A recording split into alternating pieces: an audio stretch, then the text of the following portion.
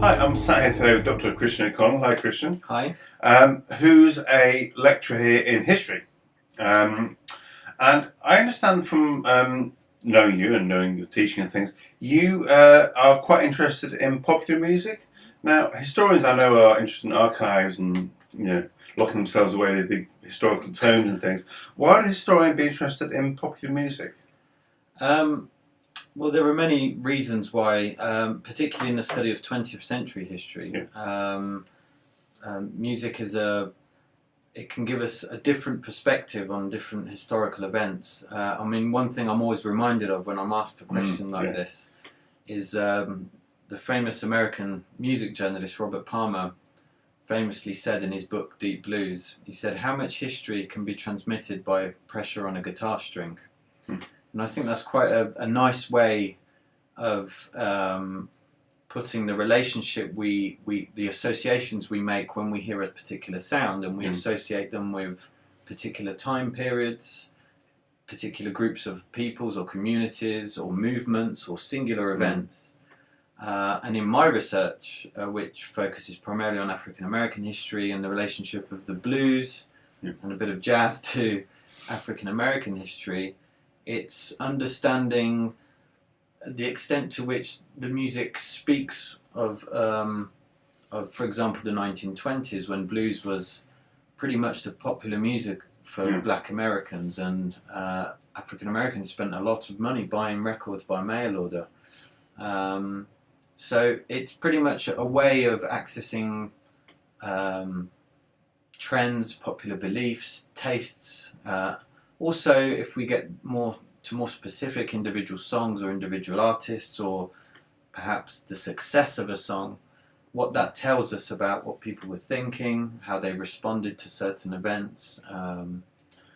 So songs, in that sense, act very much like other historical resources in that they need to be read, they need to be accessed, but presumably that brings with it its own set of issues about how do you read that, what lies behind it, what kind of methods do you bring to that?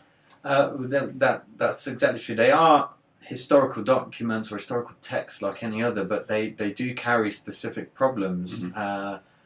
Right down from the issue of the songwriter. Is the songwriter speaking from a biographical standpoint? Are they talking about themselves? Are they commenting on reality? Or is it merely, sometimes, as we know, songs can be just a bit of fun? Just fun. So there are those problems. And then there's the differentiation we make between how much weight do we give to the actual words in a song, or is it more the actual performance within a specific context? So in my research, again, African American music in the 1920s and 30s, music was often the focus of community, time off, leisure, people dancing, kind of, rather than outspoken comments on specific events. As we know, the blues didn't really speak directly about segregation, or even though it commented on some of the consequences of segregation, like social deprivation, poverty, but it didn't really comment or challenge those things directly. So it would be naive to expect, just by looking at the lyrics of songs, you could sort of reconstruct an account of what people thought. Things actually much more complicated than that, and you have to kind of do something with it to try and work out how that's going to happen. I mean, that varies obviously from artist, from genre. I mean, for instance, I know that you spoke to Professor John Hughes about Bob Dylan, and Bob Dylan often in the early 60s commented on news reports. So Oxford Town Blues he sang about James Meredith trying to access the University of Mississippi. That in that circumstance, it's a bit easier perhaps to deconstruct or relate that song to a particular event. But often, as we know, songs can have a more ambiguous relationship. So certainly, well, Dylan himself becomes more ambiguous as time goes on in the 60s. Definitely. Actually, by the end of the 60s, is really ambiguous. Yeah, certainly. Yeah. But yeah, and I guess looking at stuff that's used for leisure, you can kind of draw from that all kinds of readings, but they're not. They need kind of work. Yeah, that's true. I mean, there are a lot of. You could say you need more than a pinch of salt at times. But in other cases, they can be a useful way for accessing or a way to introduce a new topic. For example, in my teaching, I often use songs as a way of introducing particular issues. As you know, songs can sometimes act as a soundtrack to, dare I say it, the grander events of history. So, moving there from your research and from using songs as part of that, which clearly I think you've made a very compelling case for, to using songs in teaching, does that mean just mentioning them, or does that mean inflicting them on your students? Or? Well, I do. I kind of have a rule that if I talk about music, it's very important that that music is heard or played in the classroom. I think that's important. I'll give you an example, because I teach a lot of Black history, the Civil Rights Movement. I used a song by Nina Simone called Mississippi Goddam, which was the moment which she kind of became a protest singer and an activist, and she was writing in response to a church bombing in Alabama, the murder of Medgar Evers, and using that song, there are many elements to it. I think listening to that song in particular, it has a very strange sound for a protest song. It's very upbeat. Yeah. If you didn't know English and were listening to it, you wouldn't think this is a protest song Not or folk song. necessarily. You could listen to that if you didn't know the words and just kind of think, oh, it's just kind of upbeat, kind of dancey song. It's actually quite kind of... Essentially, and I think that's one of the reasons why we shouldn't always divorce the lyrics from the actual sonic aspects. Even though most historians are not musicologists, and I'm not a musicologist, that doesn't mean we can't consider what it actually sounds like.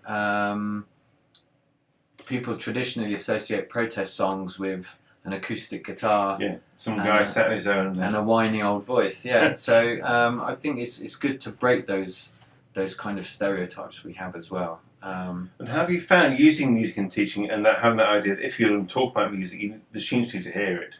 They need to go. What's the response been like to that? Students kind of they appreciate having the chance to kind of. They're generally very receptive to it. Also because. Again, you mentioned at the beginning the kind of old stereotype of the historian in a dusty old archive. So it's a bit of a cliche, but it does tend to bring the subject alive at times. Especially nowadays, we have the benefit of a lot of media. We can use YouTube in an instant to. So if you suddenly think of a song while you're talking, this song would be perfect. You can show them there. Why not? Yeah, and that's exactly. I think that's one of the benefits of having technology in the classroom. And students are fairly responsive also because we live in an age where music is kind of all around us. It's very familiar in that sense. So students perhaps are more familiar with the music of that period than they perhaps even realise themselves. And that it's, other bits of tune or references to it get reused, recycled. So if they listen to whatever genre they listen to now, if they listen to enough music from previous periods, they'll probably start hearing references or sounds or chords. We all kind of both sonic and lyrical affiliations. I'm assuming seeing that recognition is part of them learning to read the history of songs. Certainly, I agree. And another factor is that you're kind of encouraging students to make those discoveries by themselves. I mean, you don't need to come to a classroom to necessarily discover YouTube, but that's why I do try and incorporate it when I can. Also to give us a different perspective. We might focus on a particular aspect of an event, such as Martin Luther King's "I Have a Dream" speech, for instance. But if we consider also the context of what happened on that day and the songs that Mahalia Jackson was singing there, if we think about the other aspects and how music relates to that experience, we can also begin to think about memory and how hearing certain songs triggers certain popular and collective memories about certain events. And this is something that I'm very interested in exploring further as well. Well, that's really interesting because we tend to think now of that speech, the "I Have a Dream" speech, in isolation. Actually, it's part of a bill, as it were, that contained musicians. Now you think, political rally, no one would want to listen to a politician. But also the idea that there would be a mix of popular musicians. Some very popular, very kind of populist and widely known, and then a political speaker as part of a kind of a protest movement thing. says something about the time, the kind of the way that those things are intertwined then, in a way that perhaps is less the case now. Yeah, I agree. I mean, this is another reason why I always think that music allows us this other perspective, this to look at an historical period or a movement from a different perspective. If we look at the associations that people made by singing those songs together, performing those songs together, by buying those records as well, I think that's another aspect we should always think about. I'm also interested in the commercial aspect. So the music isn't just a kind of cultural artifact; it's also a commodity. Mm-hmm. Well, particularly in my field of research, people have begun to question now the extent to which people regard the blues as this great exponent of Black American folk music. But what people often tend to forget is that the blues existed within a multi-million record industry. Record industries actively sought out popular artists that would sell records. There's that whole thing with the blues of people searching, or kind of A&R men searching for and then selling what they believe to be authenticity. That's exactly right. Look for the old blues man in his kind of shack, and he had to have suffered enough. There's that whole kind of that discourse about the authentic, but then the authentic being commodity for sale is probably best represented, more represented in the blues than anywhere else. Yeah, I think so, and that's been in a constant process of change. I mean, it's a trope we see elsewhere. We see it in all kinds of genres of music. Certainly. But in blues, it seems to reach kind of actually, if you weren't kind of poor or blind or injured, you have to pretend. Yeah, it's true, and I mean, I always think back to a couple of years ago when Seasick Steve was on BBC Breakfast, and he was asked by the BBC presenter why people love this image of the hobo singing the blues, and he had to correct them by saying, well, actually, I worked all my life and I had a family and kids. This is not really the image, He was constantly having to challenge the popular stereotype because of the blues bluesman. is... Yeah. That's interesting, but thank you for sharing with us something about why you use music in research, but also teaching. And I'm only sorry you did bring guitar. Thank you. Thanks.